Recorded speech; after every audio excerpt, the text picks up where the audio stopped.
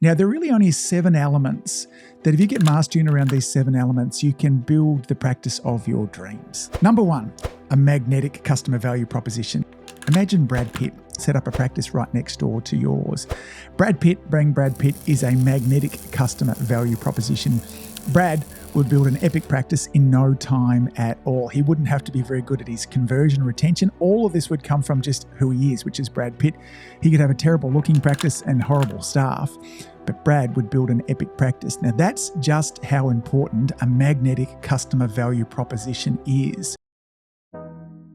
Good morning, good afternoon, and good evening, folks. Hey, welcome to another episode of the Marketing Your Practice podcast, the podcast where I had the pleasure of simplifying the marketing and the mindset so you, the chiropractor, can increase your income, your impact, and your enjoyment in practice too. In today's episode, we're going to be talking about practice growth competencies or pathways that are going to direct you towards the practice that you really want. Okay, now, inside of Community Influencer, we run our coaching and they're in 8-week cycles. And week 1 that we're in at the moment is a planning week. Now, as a part of that planning week, what we do is we come together as a group and we strategically plan what are the projects that we're going to be working on over the next 6 weeks. Now, this 6-week cycle is important. I've been doing different forms of project management and planning for the last decade or so. And up until recently, maybe the last 18 months, 2 years, I've always worked in 90-day cycles. And it's been very, very helpful for me. Although what typically happens in a 90-day cycle for me is I start off with a lot of energy. In the middle, I lose a little bit of focus for that, and I end up having to run like a madman for the last 90 days for me to get my projects completed. And so there's always an intensity to it that's not always comfortable. Now, I started running in 6-week cycles about 18 months ago, and it has been a game changer for me. Now, the good thing is 6 weeks is long enough to get 1 or 2 projects done. And if things blow up and you end up distracted in practice, something happens, family, holidays, that type of stuff like that too, and nothing gets done, you don't waste a whole quarter of a year of what happens when we work in 90-day cycles. And so we come together, I teach them how to plan, how to project manage, how to focus on what they should be focusing on. Now, one of the things that we do to help provide some direction on what is the right next thing for you to be looking on is I take them through what's called a practice growth pathway. Now, there are really only 7 elements that if you get mastery in around these 7 elements, you can build the practice of your dreams. Like that's it. There's only 7 things that you need to be focusing on. And a mastery around those, I'll say this again, will help you build the practice of your dreams. And so I'm going to take you through a process similar to what I do inside of our 6 weeks planning with Community Influencer members, where I will introduce you to these 7 practice growth competencies or pathways. And I want you to score yourself really simply on like what I refer to as a traffic light system. Are you a red? Are you an orange? And are you a green? A green means I've got this down pat. I'm really nailing this. I'm doing a good job and I'm seeing results in this area. Red is I've got no idea about this and I'm really not doing it well. And orange is, look, I sometimes do it, I sometimes don't. Okay, so keep a traffic light score of this. Now, with regards to what should you be focusing on, these are going to be numbered 1 through 7. So you want to start working on your red lights, but the priority for you on your red lights is the lower the number. So if you have a red light at number 1 and a red light at number 3, you start at number 1 first. Okay, so this will give you an idea of what should I be focusing on if I want to build the practice of my dreams. Now, number 1 is a magnetic customer value proposition. This answers the question of why should people choose you? Now, think about it for a moment. In your area, there's probably a lot of chiropractors, and many of your patients drive past other practices for you. And why should they do this? Having a level of clarity in around this question is going to be helpful for part 2 when we're going to talk about kind of marketing strategies. Now, notice when you're answering this question, one of the difficulties that chiropractors often have is I'm not saying why are you better than the other chiropractors, but why are you different? Why? And who are you right for? Now, I'll give you an example of what a magnetic customer value proposition is. Imagine Brad Pitt set up a practice right next door to yours. Brad Pitt is a magnetic customer value proposition. Brad would build an epic practice in no time at all. He wouldn't have to be very good at his conversion retention. All of this would come from just who he is, which is Brad Pitt. He could have a terrible looking practice and horrible staff, but Brad would build an epic practice. Now, that's just how important a magnetic customer value proposition is. Now, when chiropractors answer this, typically they say things like, I listen to my patients, I care, I trust, I'm good at what I do. But that's what every chiropractor says. So how are you different? What do you focus on? Is it athletes, performance? Is it pediatrics? Is it gentle care? What are the things that you do in your practice that differentiates you from other chiropractors? And how do you communicate that in a way that's incredibly valuable for the right person? Now, for me, I'm a big Brad Pitt fan, so I probably would like to go and see Brad. But being Brad Pitt is not as magnetic for me as it is for somebody else. I'm probably more of a Tom Cruise type of guy. Tom would have me travel from one side of the town to the other to see him for his chiropractic care. So you want to get some clarity in around that. So take a moment and think about that. Where are you on that? Can you clearly articulate in terms of why people should come and see you? What is different about you? Now, once you get past that, then we move on to number 2. And this is an effective marketing strategy. This is about broadcast. This is now about telling the world, hey, I'm Brad Pitt, I'm Tom Cruise, or we're a damn wonderful family practice, gentle care. We help families get these sorts of results. This is all about marketing, okay? Now, there are 3 channels that we can market through, okay? There's paid, there's content, and there's relationships, all right? So how are you doing in those? Now, remember, paid is maybe Facebook or Instagram ads, it's SEO, it's letterbox drops, it's on the news, in the newspapers, radio, those sorts of things that you're actually paying for. Content, on the other hand, is organic stuff. It's maybe blogs you're writing. It's your posts on Instagram, social. Relationships is internal referrals. And it's also the external relationships that you have with other businesses, maybe doing corporate talks. Maybe you've got joint venture partnerships with, gyms, those sorts of things like that too. Now, typically inside of this, I encourage chiropractors to get good at 2 of those. In fact, I've done previous episodes on this. If you have a bit of a search back through my back catalogue, I go into more depth on these. But you want to get really good at, maybe you're really good at some paid advertising and relationships. Okay, lots of us seem to be really working on internal referrals. A great thing because it's a measure of how successful you are at doing your job. If you're not getting any internal referrals, that should be of concern. But we want to build redundancy into this. We don't want to have just one channel because if that one disappears, then we're very, very vulnerable as a practice. So how are you with your effective marketing strategies? How many channels are you? Where do your new patients come from? Now, remember, when you're scoring yourself on this, and I go into more depth with this inside a community influencer, so if you're not one, you should be now, okay? Resistance is futile. If you want a fulfilling practice, then I'll help you get it. But there are 2 things that you need to be thinking about. On a recent episode, I talked about the difference between information and implementation. So you might know all the things of all the information for an effective marketing strategy, but are you implementing it? So when you're scoring yourself on that, don't just score based on knowledge. Am I actually doing this? No one ever builds a practice on what they know. We build a practice on what we do. Okay, so information without implementation is impotent. Okay, so where are you on that? Are you a red, an orange, or a green? Now, number 3 is all about ethical practices to convert patients into care. I've been thinking a lot about this word convert. It's a funny thing. I'm trying to convert them, and lots of the connotations that go along with convert tend to be kind of negative. But do you have a process in place so that you inspire or invite people into care? How good are you at doing that? Is it reproducible? Is it effective? Do you do it in a way that's not manipulative, not fear-based? Is there authenticity? How many people are actually really starting care for you?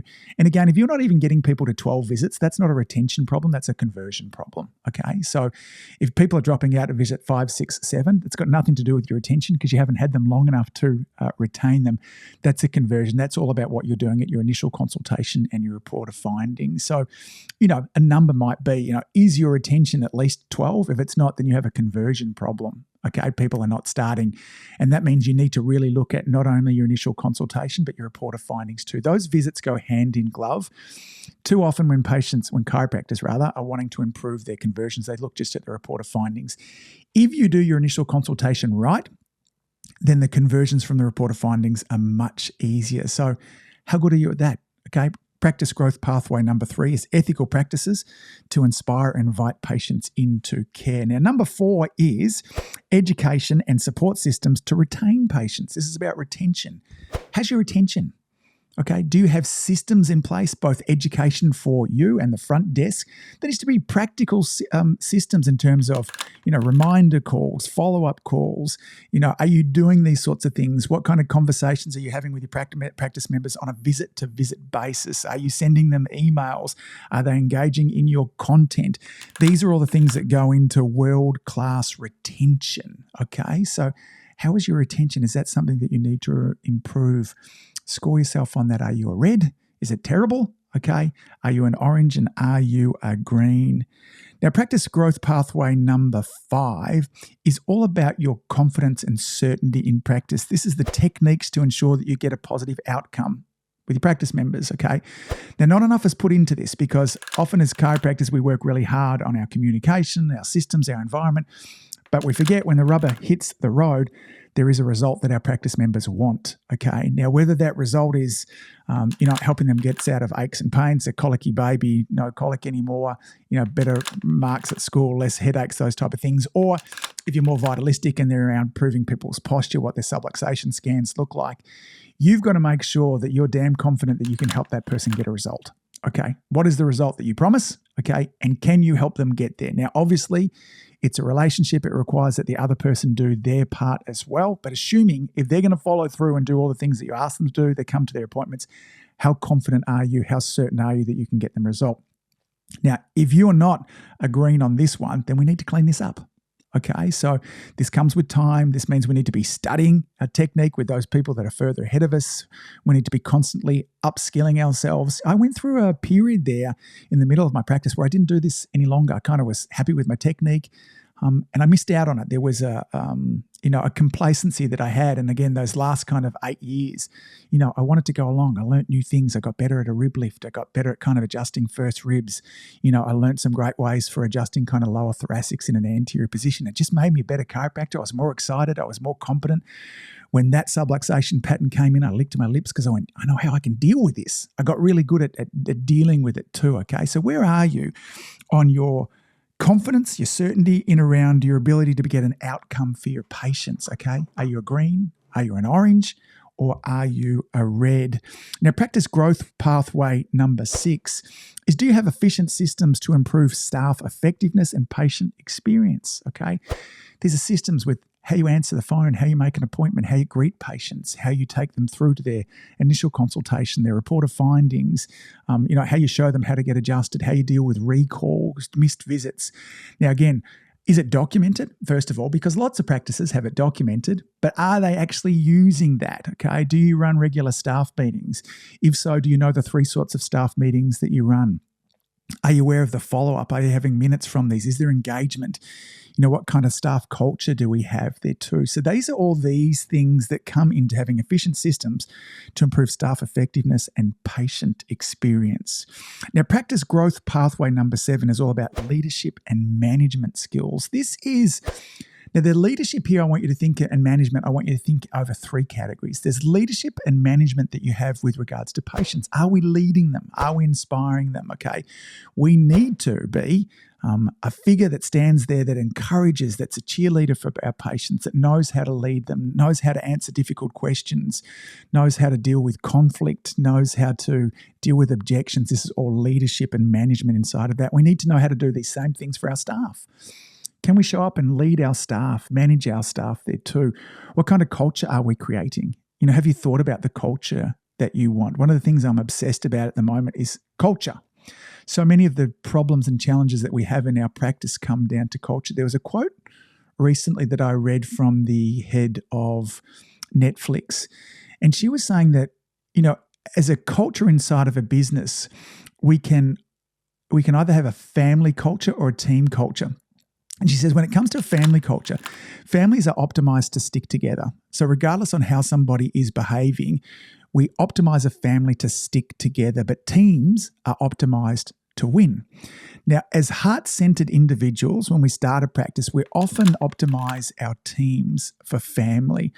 Now, this means that we get a lot of extra challenges with behaviors from staff not following through and doing what they're wanting to do. And we put up with this because we're optimized as a family, which means that we will stick by this person no matter what. Okay. Now, when we optimize for a team, okay, it's really clear on what it is that every person needs to do.